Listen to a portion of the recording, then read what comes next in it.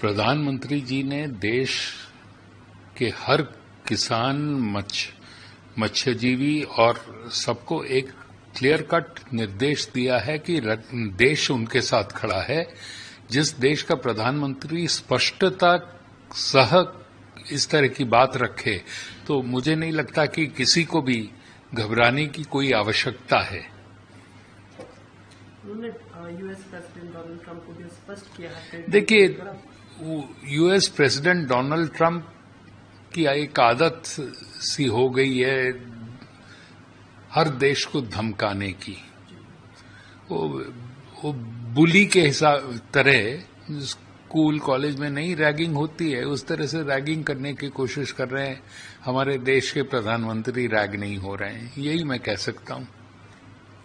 तो दूसरा क्वेश्चन, प्रधानमंत्री मोदी जी ने 1 लाख करोड़ प्रधानमंत्री विकसित भारत रोजगार योजना की घोषणा की है और इसे 3.5 करोड़ युवाओं को रोजगार देने का लक्ष्य रखा गया है। क्या कहते हैं? हमारे केंद्र सरकार की, प्रधानमंत्री की हरदम योजना यही रही है कि युवाओं को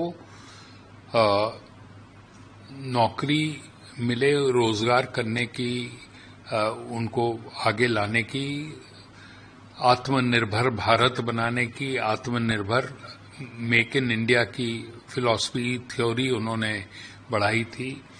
और उसी के तहत उन्होंने जो कहा है, इतने युवाओं को हम नौकरी दिलवाने की कोशिश जो उनकी जारी रही है, उसी पे उन्होंने टिप्पणी करी है।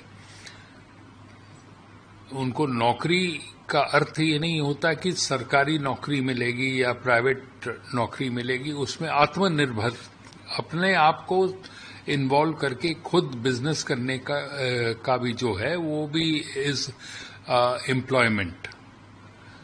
सो उसको बेस करके उन्होंने कहा है। प्लस कृषकों को, अभी आपने एक प्रश्न मुझसे पूछा था, कृषकों को आत्मनिर्भर करना, मत्स्यजीवी को आत्मनिर्भर करना, उनको सपोर्ट करना, विदेश की धमकियों में नहीं पड़ना और देश के साथ खड़े होने की उन्होंने जो आह्वान किया है, उसमें उसी पथ पे हमको चलना है।